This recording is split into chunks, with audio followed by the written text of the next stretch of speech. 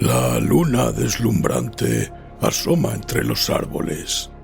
La oscuridad de la noche lo inunda todo, y una tenue niebla comienza a aparecer. Adéntrate en el bosque, busca el árbol viejo, siéntate a su lado. Ponte cómodo, cierra los ojos y escucha la historia que traen hasta ti las criaturas de la noche. Bienvenidos. Estos son los cuentos del bosque oscuro.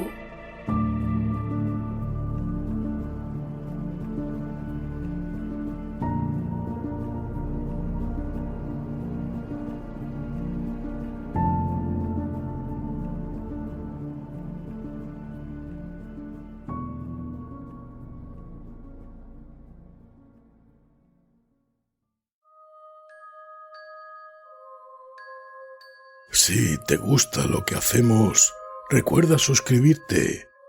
Es totalmente gratuito y estarás al tanto de la aparición de nuevos audios. Y recuerda darle a me gusta antes de que acabe el audio, que no se te olvide.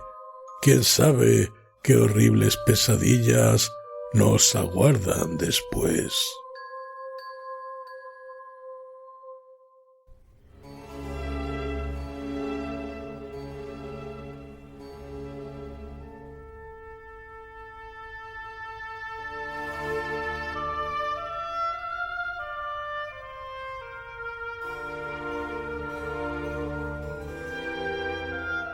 Tarde de Letras. Un espacio donde os traemos relatos cortos y microrrelatos de autores actuales, ya sean profesionales o aficionados. Esperamos que os gusten.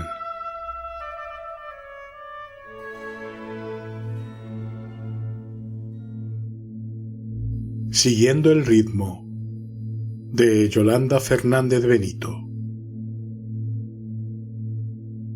No era consciente del tiempo que llevaba sumido en aquel pesado letargo, pero sí del sonido que le había despertado.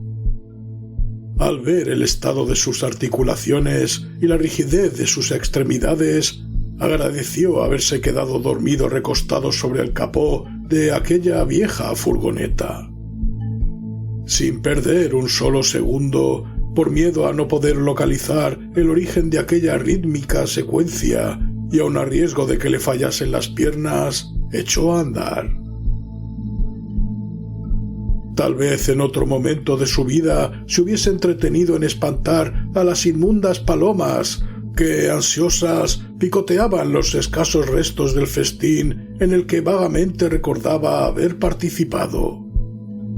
Pero en ese momento solo tenía activo uno de sus sentidos y no era capaz de concentrarse en otra cosa que no fuese la cadencia de aquel golpeteo. Al llegar a la esquina tras la que esperaba encontrar el origen de tan atractivo ritmo, se percató de que no era el único melanómano presente en la calle. Desde varios puntos, sin prisa pero sin pausa, llegaban decenas de individuos que también pretendían deleitarse con aquel delicioso compás. De repente, sus expertos oídos captaron cómo el volumen se incrementaba al tiempo que se aceleraba el ritmo. Al doblar la esquina, la rabia le invadió. No solo no iba a ser el único asistente, sino que ya había varios disfrutando de la cercanía de las primeras filas, desde donde realmente se apreciaba todo el abanico de emociones que desplegaba la interpretación. Ansioso por llegar hasta aquel virtuoso que cautivaba no solo sus oídos, sino toda su alma, apretó el paso al tiempo que levantaba las manos para poder tocar al joven que, encaramado en una verja, intentaba escapar de la fiereza de su público, pero sin dejar de deleitarles con aquella música cercana al clímax. La vehemencia con la que el público reclamaba al intérprete fue tal que no le quedó más remedio que soltar las manos de los oxidados barrotes y abandonarse al abrazo de sus fans. Cuando cayó de espaldas, no faltaron manos que le sujetasen para evitar que se lastimase al caer y dejase los últimos compases sin interpretar. En comunión con el virtuoso, celebraron el apoteósico final y la magnífica interpretación con la que hasta el último aliento les había deleitado. Cuando aquel ritmo vital cesó, sus oídos cedieron al protagonismo del sentido del gusto. Después de una ardua pelea, aquel viejo profesor de música que se resistía a ser parte de la horda pudo disfrutar del origen de tan delicioso compás. Un par de fieras dentelladas le bastaron para dar buena cuenta de las aurículas y ventrículos que, con sus acompasadas sístoles y diástoles, tanto le habían alegrado el día.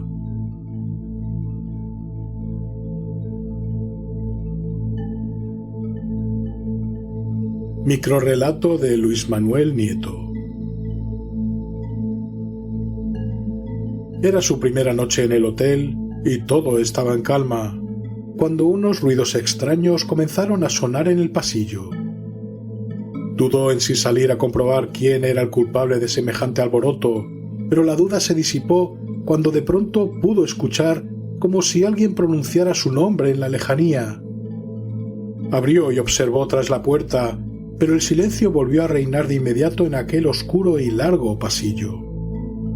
De las puertas colindantes comenzaron a nacer regueros de sangre, los cuales conducían hacia el final del pasillo, y al fondo pudo vislumbrar lo que parecía ser él mismo, mucho más joven. Temió seguir avanzando, pero la puerta se cerró a su espalda, por lo que no tuvo más opción que caminar hasta el lugar donde le esperaba lo que parecía ser un reflejo de sí mismo. Cuando se encontró a menos de 1 metro de aquella figura, ésta se giró, haciendo que se estremeciese de terror. Le miró detenidamente a los ojos, unos ojos oscuros, vacíos, y entonces supo que estaba observándose a sí mismo, viendo en qué se había convertido cuando se decidió en acabar con la vida de aquella joven, ahogándola y descuartizándola en la bañera. El mal había sido capaz de encontrarle. Ya jamás se desprendería de él.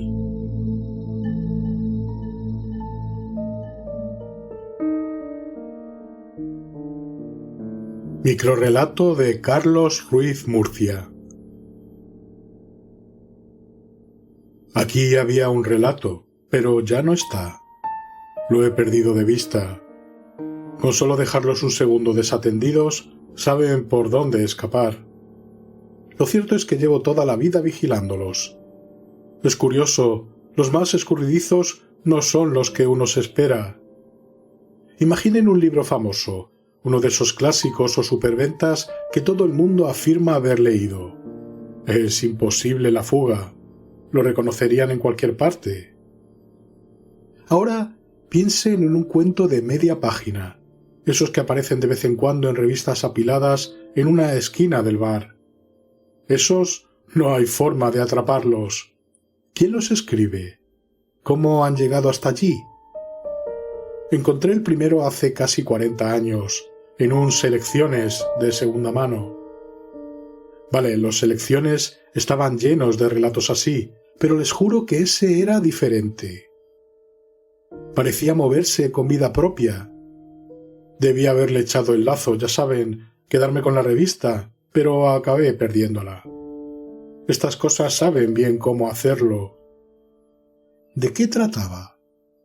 No lo sé, pero les diré algo. Andaba solo.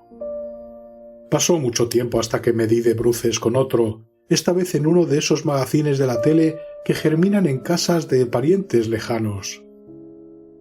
Créanme o no, continuaba la trama del primero. Sí, ya sé que les he dicho que no sé de qué trataba, pero así son las historias de verdad. No necesitan ir sobre nada para quedarse con tus ojos. Ahora solo puedo dedicarme a buscarlos donde puedo. Mi vista ya no es tan fiable como antes, pero sé reconocer uno cuando pasa por delante. A veces uso estos espacios como señuelo, por si consigo cazarlo de casualidad. Empiezo a pensar que en esas letras camufladas entre miles de revistas esparcidas durante décadas se esconde el verdadero secreto del mundo.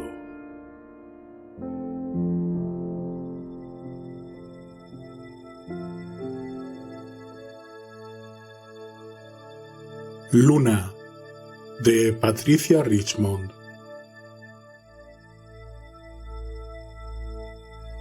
¿Puede el nombre de una persona determinar su destino?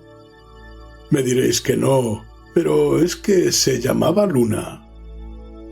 Su infancia fue un tormento, siempre dormida durante el día y despierta de noche, sin que nadie comprendiera que esa era su naturaleza. Cuando tuvo edad para asistir a la escuela nocturna, lo aprendió todo sobre las estrellas y los planetas. Ella misma se fabricó un telescopio y mientras los demás dormían, pasaba las noches observando el universo. Así aprendió a viajar por el espacio. Lo recorrió palmo a palmo y no quedó asteroide que no visitara. En uno de ellos encontró un mapa. Pasó meses estudiándolo, trazando rutas, sopesando riesgos y planificando las etapas del viaje. Lo dejó todo escrito en un diario, el mismo que he leído centenares de veces, buscando un indicio que me permita llegar hasta ella. Yo la espiaba por las noches. Desde mi ventana, muy quieto, la veía escudriñar el cielo estrellado, pero a veces me descubría y me saludaba riendo. Nunca me atreví a decirle mi nombre y nunca supo que estábamos predestinados. En cuanto desapareció, sus padres me entregaron su cuaderno. ¿Quién mejor que Sirio, el vecino matemático, para entender aquellas extrañas anotaciones? Registré la habitación, pero es inútil. Jamás la encontraré. No dejó el mapa.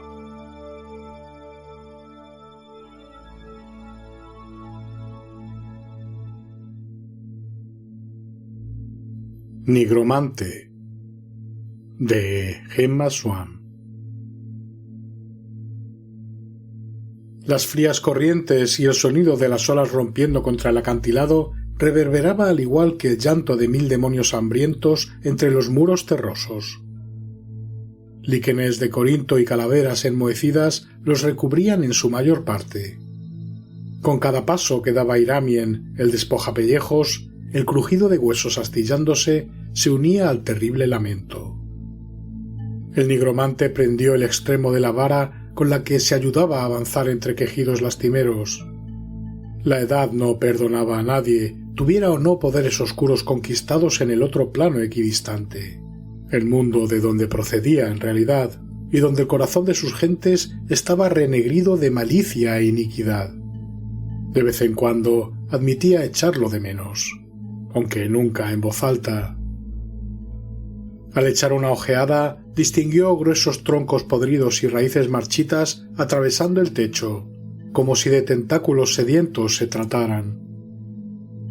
El halcón que descansaba sobre su antebrazo recelaba de tan siniestro lugar, sin importar la cantidad de veces que habían atravesado juntos esa misma cueva.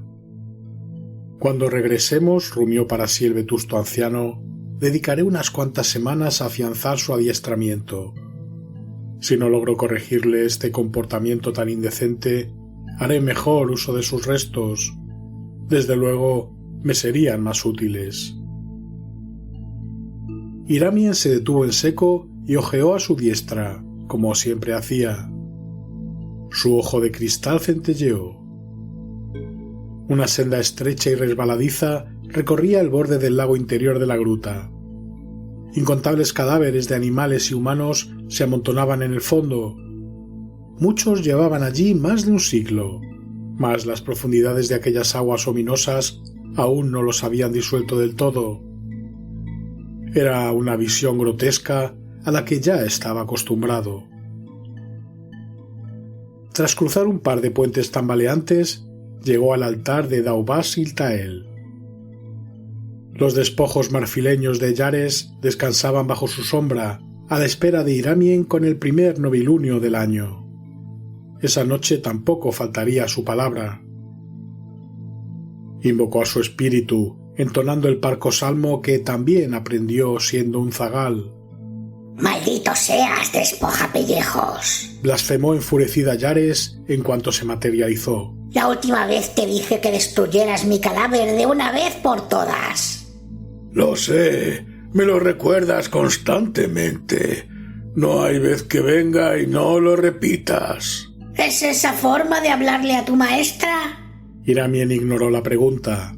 En cambio dijo: La he encontrado. ¿El qué has encontrado?, pronunció ella con desdén. Tú, que no eres capaz ni de regresar al hogar de origen. De todos los pupilos que tuve a través de los tiempos, tú eres el más inepto. Me avergüenzo de haber perdido el tiempo instruyéndote en tal noble arte. ¿Has terminado?, pronunció el impasible. Destrúyelos y deja de molestarme. Por tu culpa moran en este mundo en lugar de estar desintegrándose en el nuestro. Te lo vuelvo a repetir. La encontré. Te lo volveré a preguntar. ¿El qué? La piedra del despertar. Úsala en mí. ¡Deprisa! Abriré un camino y... No. ¿No? Definitivamente no, insistió Iramien. ¿Me traicionarías? ¿A mí? ¿Traicionarías a quien te enseñó cuánto sabes, ingrato? Aprendí bien de ti, sonrió lacónico. Luego añadió: me he rebajado a venir hasta esta inmunda caverna por última vez solo para mostrarte lo bella que es.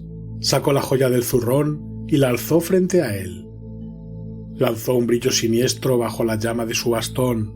Quiero que tu esencia se retuerza entre ambos planos, sabiendo que la usaré en mi lecho de muerte. Y espero que desde allí me veas gozar de una segunda vida, con el cuerpo y la fortaleza de antaño intacta, nada menos. Yares bramó enfurecida. Era lo único que podía hacer. Ahora desaparece de mi vista, arpía. Despojapellejos se volteó circunspecto. Juró al maligno Daubasiltael que de ningún modo volvería a pisar ese tabernáculo suyo. Otros, en cambio, sí.